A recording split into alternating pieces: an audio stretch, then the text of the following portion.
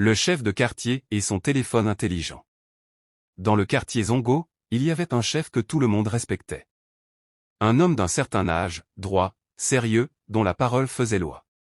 Quand il parlait, les enfants arrêtaient de jouer, les femmes baissaient la voix et même les hommes réfléchissaient 2 fois avant de répondre. Le chef n'était pas seulement respecté, il était craint.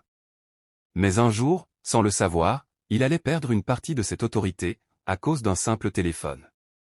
Un matin, le chef est revenu du centre-ville avec une petite boîte noire soigneusement tenue contre sa poitrine. Il marchait lentement, comme s'il transportait quelque chose de très fragile. Arrivé chez lui, il a convoqué tout le quartier.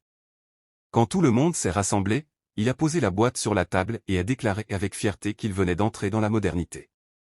Il a expliqué que ce qu'il avait entre les mains n'était pas un simple téléphone, mais un téléphone intelligent. Plus intelligent, selon lui, que certains humains du quartier. Les gens ont applaudi, même ceux qui n'avaient aucune idée de ce que cela voulait dire. Le soir même, alors que le chef était tranquillement assis, le téléphone a sonné pour la première fois. Le chef a sursauté comme s'il avait entendu un coup de tonnerre. Pris de panique, il a appelé sa femme en criant que le téléphone parlait.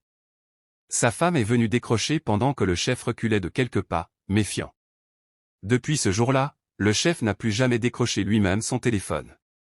Il disait que ce genre d'appareil pouvait écouter, mémoriser et même juger les humains. Les jours passaient et le chef développait une relation étrange avec son téléphone.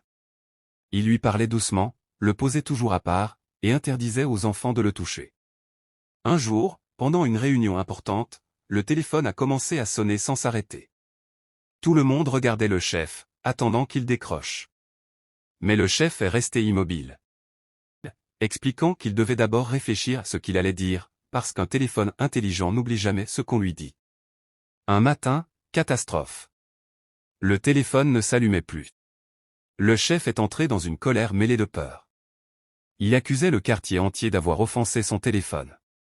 Il a convoqué tout le monde, certains proposaient de prier, d'autres parlaient de mauvais esprit.